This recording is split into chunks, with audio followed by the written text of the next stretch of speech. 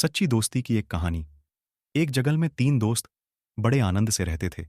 कछुआ, हिरण और कौवा।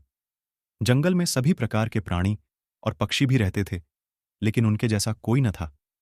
एक दिन हिरण बोली, अरे, वही बैठे बैठे मैं बोर हो गई हूं। चलिए कोई ऐसा खेल खेलते हैं जिसमें सभी को मजा आ जाए।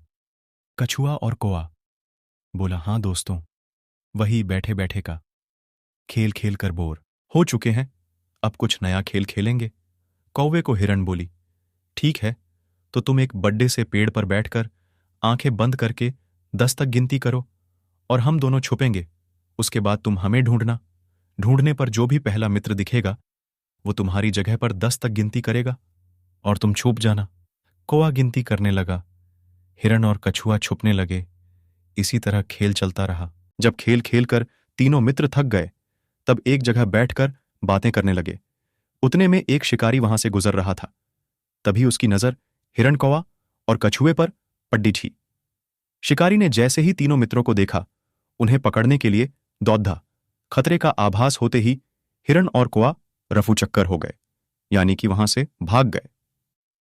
कछुए को आभास हुआ, परंतु कछुए की चाल धीर होने के कारण शिकारी के हाथ लग गया और शिकारी उसे अपने दुपट्टे में बांध कर ले जाने लगा। शिकारी मन ही मन खुश हो गया। हिरण नहीं तो कछुआ ही सही, रात का तो प्रबंध हो गया, यह कहकर वहां से जाने लगा। उधर हिरण और कौवा अपने मित्र को ऐसे शिकारी के कैद में देखकर दुखी होने लगे। तभी शिकारी भोजन में कछुए को खाने वाला है। यह सुनकर हिरण और कौवे ने एक योजना बनाई। कौवे ने हिरण को कहा कि जैसे ही शिकारी यहां से जब जाने लगेगा, तब तुम उसके सामने जाना।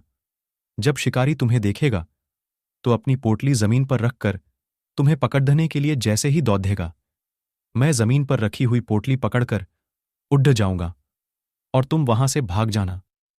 जैसे ही शिकारी वहां से जाने लगा, हिरण उसके सामने आ गई।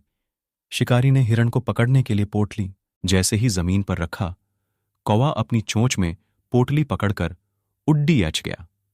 शिकारी हिरण को पकड़ने के लिए दौड़ा और पीछे मुड़कर देखा, कौवा पोटली चोंच में पकड़कर उड्डी अच रहा था और इधर हिरण पलक झपटे ही भाग गई। शिकारी निराश होकर घर लौट गया।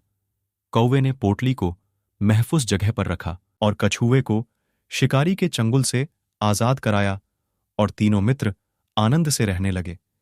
इससे हमें यह सीख मिलती है कि असली दोस्ताना वही जो समय पर काम आए। तो दोस्तों, आपको यह कहानी कैसी लगी, अपनी राय कमेंट बॉक्स में जरूर बताएं और ऐसी ही कहानी सुनने के लिए मेरे चैनल को सब्सक्राइब कीजिए।